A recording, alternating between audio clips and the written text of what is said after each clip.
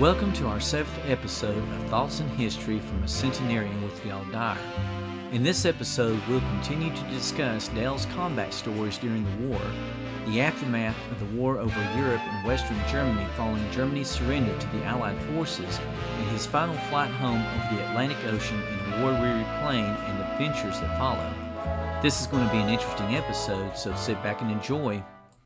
Welcome back to yet another episode of Thoughts in History with the Centenarian with Dale Dyer. We left off in our last episode. Dale was in England flying missions, and he was talking about flying missions over to France, delivering fuel to the troops over there right after D-Day because they had run out of fuel chasing the Germans back east and all out of France. So we'll pick it up from there. So y'all made some missions and then also delivered fuel and stuff. So y'all had actually done quite a bit of flying that wasn't even counted as far as missions is concerned. You, like we were discussing before, kind of recapping, you flew officially 26 missions while you were over there, you and your crew, but you were actually flying some stuff around England, ferrying war-battered planes, picking up personnel that had to ditch their planes at other bases and stuff like that, and doing practice stuff and training too, other pilots and stuff, weren't you? So you was doing quite a bit of flying and all, even whenever you wasn't flying bombing missions during the war, right? Definitely. Yeah. But they even, at the end of the war, they assigned 3 of we planes to fly to the west coast of England, between there and the Irish Sea, and up the coast into Scotland and across Scotland and back down. And we took off in almost zero weather, and we flew to the west coast first, and we broke out, or I broke out, and I tried to call the other 2 planes that was supposed to take off 30 seconds apiece after me, and I never could raise them, get any response from them. We flew our mission and landed back at night after several hours of flying that route that they had scheduled us, and found out that the one plane took off and had some engine trouble, and they made it back around and landed. The other plane took off and got into the clouds that was just solid, and you couldn't see anything, and they lost control of the plane, and they all bailed out, and the plane crashed. Well, later on, they all had to be checked out. Every crew member had to go to through medical to check out their condition and everything. They survived, but the co-pilot, I had to take them up flying, and I took a pilot up one night and checking him out, and he was taken off, and one of our propellers run away on us, and I don't think he'd ever experienced that before, and so I eased back on the throttle, and then I eased it forward. The plane had the habit, if you pushed the throttles forward too fast, you overflooded the plane, the engine, and you could lose an engine that way. Well, that's what he had done. So we made several touch and goes that night when I had him up. In fact, we flew down over London during our session, and they put the searchlights on us. Man, it lit up the interior of the plane, and it just blinds you. I could hardly see the instrument panel. It was so bright in there. We were sure glad to get out of that area. Of course, they was checking us out to make sure we were with the 8th Air Force and everything. It wasn't the enemy, that you were actually the United States Air Force and not German or something. That's right, because the Germans had come over one night. This is just before we got to our base over there, probably within 3 or 4 weeks before we got over there. They come back from a mission, the whole bomb group And at our base, the Germans followed. It got dark, and they had to turn on the landing light, and planes were preparing to land, and the boys getting in their landing position in the plane, and that you put them away from their guns and everything, and they shot down 3 of our airplanes in that one pass they made on our field. It's there. Yeah. So we lost 3 planes that one night, just after they'd been on a mission and they was getting ready to land. So they had actually done during this time some night missions, or were they just returning? They were just returning from some of their missions. So it was still day missions, but by the time they made it back, taken off late in the afternoon, and the time they got back, it was dark. It was a wake-up call that they needed to get back at daylight where the anti-aircraft guns could spot them and fire on them. Take them out before they made it that far. Yeah. Well, I'd like to mention this about when the war finally ended over there in England in March. They assigned us to take ground personnel who were the boys that serviced the airplanes and loaded them with bombs and gassed them up and repaired them and so forth. They weren't the regular flying crews. They were just the support.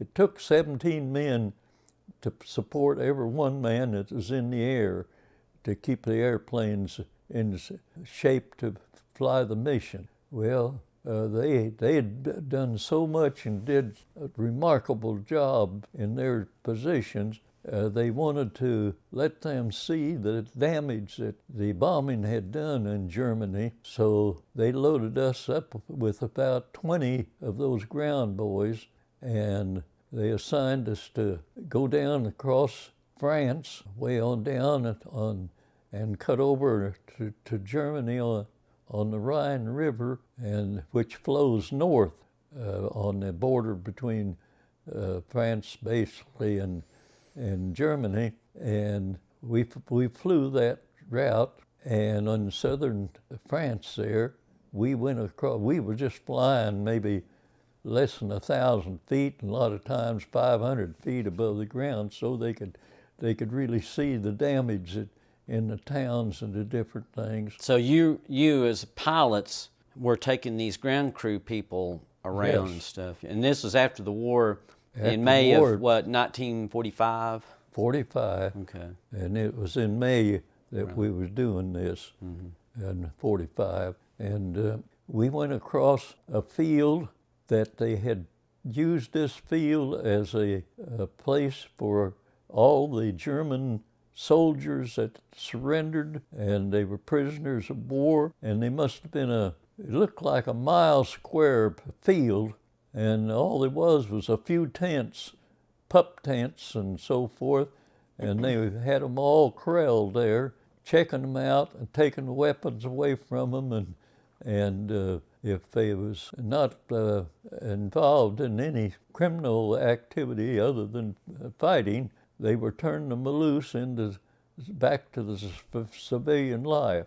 Mm-hmm. That was a sight to see. We wasn't expecting to go over one of those places where they had corralled the captured Germans. Then we got over on the Rhine River below Frankfurt, Germany, which is not on the Rhine. It was not far from the Rhine, and I flew right over top of the river at a pretty low place, and that's so much grown up. Our businesses and cities, towns, all along the Rhine River, because it's quite a business transporting all your boating barges and everything, and all we could see was barge after barge and bridge after bridge had been bombed, and they were laying in the water. They'd been destroyed in all this. On up some of the Hamburg and some of the places where they had refineries and so forth, they'd been bombed, and on up to Cologne. We flew clear on up to Cologne, right on top of the river. And at Cologne, the big cathedral right on the west bank of the river in the main part of town, and a big bridge across just a short ways from that. And it had been bombed and it was in the water, and the cathedral was still standing there, but there was everything within 13-block area around that cathedral was nothing but rubble from all the bombing that had taken place. And that was some sight. So I circled the place twice. The boys were they just couldn't believe it, that something could be destroyed like that town of Cologne was. Well, you're talking about destruction. I've seen pictures and film, video of London and parts of London, and how the Germans had bombed London before the United States got involved, and there was parts of it that was just complete and utter rubble. And it's amazing that in places like that anybody would have survived. Of course, back then they had a lot of tunnels that they got the citizens down underground, so that's, I'm sure, why a lot of the English citizens of London were able to survive, was the tunnel system they had built at that time. Yes, that's where they had to live to survive, and sections of London was just completely destroyed. Mm-hmm. And, just like Cologne. And a lot of big buildings. St. Luke's Cathedral was still standing, and a big bomb had dropped right down through the floor and buried itself, and it didn't explode. If it had exploded, the cathedral would have been gone. Completely. But everything around it was destroyed. Mm. So we had visited London there after the end of the war, and got to see all of that, and the burnt-out buildings, and it was a terrible sight to see. So you actually was around over in England even when the war itself ended then? Yes, we were in England. Yeah. We stayed there until the war was over, mm-hmm. and then we spent a month there, or better, before we started back to the States. Now, how long after you got through with all your missions, you flew 26 official missions that you dropped your bombs and everything, and you were eligible to go home, but did they keep you for a while after that, or did see, the war was over, what was it, March the 8th? March, April, really. May, and then they assigned us to fly back to the States. Yeah. And I had 20 men aboard my plane, and we left over there June the 14th, and we flew to Valley, Wales, and spent the night there, and then we flew to the Azores, which was a 6-hour flight, which is 1,000 miles west of Portugal or Spain, mm-hmm. and out in the Atlantic. So you were actually flying southwest, is that Southwest. Right? Southwest, because I know the Azores is southwest of Europe and all. That's right. Yeah. And we spent a night there, and then we took off there to fly to Ganderfield, Newfoundland, which was an 8-hour flight. When we took off from the Azores, we got out an hour with a 100-mile-an-hour tailwind, because that was the prevailing winds, and we lost an engine, and we had to turn around and go back. It took us 2 hours to get back to the Azores on 3 engines. Now, to clarify, when you've told me this story before, you've mentioned that this plane that you were flying back, that you were basically ferrying back to the United States, was really a war-weary plane that there was all kinds of problems with, electrical system problems and stuff with it, right? Well, yes, we had to go back to the Azores, and they worked on the thing for 2 or 3 hours to get it engine back in shape to come on over. So coming across the Atlantic Ocean, out about in the middle of it, we had electrical fire on the flight deck. They'd taken a radio out that we wasn't needing, that was used during the European area, and they'd put the wires back in behind the felt, but they hadn't taped the end, and they were still hot wires, and it set the deadening felt afire, and we had to put that out. And then we come on and landed at Ganderfield, Newfoundland, and as soon as we got on the ground, the boys come up and they says, we've had a gas leak in Bombay because the wings come together there, and that's part of the fuel supply capacity of the plane, and there's a leak there, and they had been catching it with a helmet and throwing it out the window. And they were scared to tell me because they were afraid that I'd turn around and go back to the Azores, as they told me. They were really wanting to get home, weren't they? They wanted to get home the worst way. So, if anything gone wrong, it might have been the worst way they got home, unfortunately, for all of you. Well, we were so late landing in Newfoundland,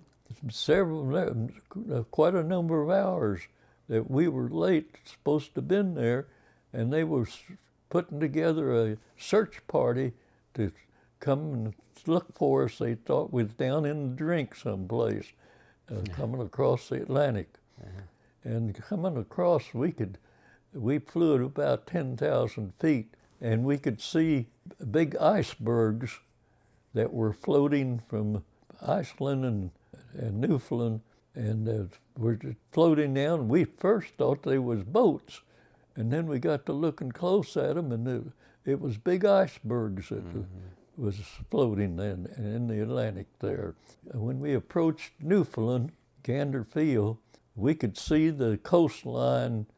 We'd gone through a weather front, and then it cleared up, and real pretty weather. The last probably 400 or 500 miles. We could see the coastline just as plain as could be at 10,000 feet.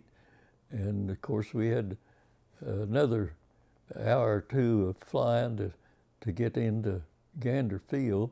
At 10,000 feet, I know, from my own personal training that they recommend using oxygen from 10,000 feet on up, but we've been on cross countries and been as high as 11,000, 12,000 feet without oxygen, but I don't know that I'd want to do that for very long. Were y'all having to use oxygen at 10,000 feet? No. I don't think we had an oxygen supply. They didn't have it fixed for that. Most people will pass out 16,000, 17,000 feet till you start passing out if you don't have oxygen. We've flown 14,000 and 15,000 feet, and you felt dehydrated, or you didn't feel real good that evening. Right. You were without oxygen for a while, and it takes a while to kind of get built back up. Give you a headache too if you up there for too long without oxygen. But we spent a night at the Ganderfield, and then we flew down to Boston and Massachusetts, and the same field, I believe, that the Collins Foundation operates out of at Boston up there with their World War II planes. They fly all over the country now. That B-17 that flew into Blairsville, along with a B-24. Right, the one that you were a part of from flying. That I got to fly. I was 93 at that time when I got to fly it to Blairsville. It was quite an experience, and of course the 17 by that since then has had a bad accident, and they lost several people, died when they lost all 4 engines on the 17 and trying to land, they crashed. Well, I hate to cut it a little short, but we're running pretty close to time, so I'll just go ahead and bring it to a close. You've made it through the war now, and you're back safe and sound in the United States. Of course, the war is not completely ended. It's ended in the European theater, but it's still going on in the South Pacific and the Asian theater, and we'll kind of pick it up from there because you were about to be a part of that had the war not ended then. But like I said, we'll pick it up from there on our next episode. So I just want to thank everybody for watching. Hope you liked it. Hope you enjoyed it. And we'll see you in our next episode.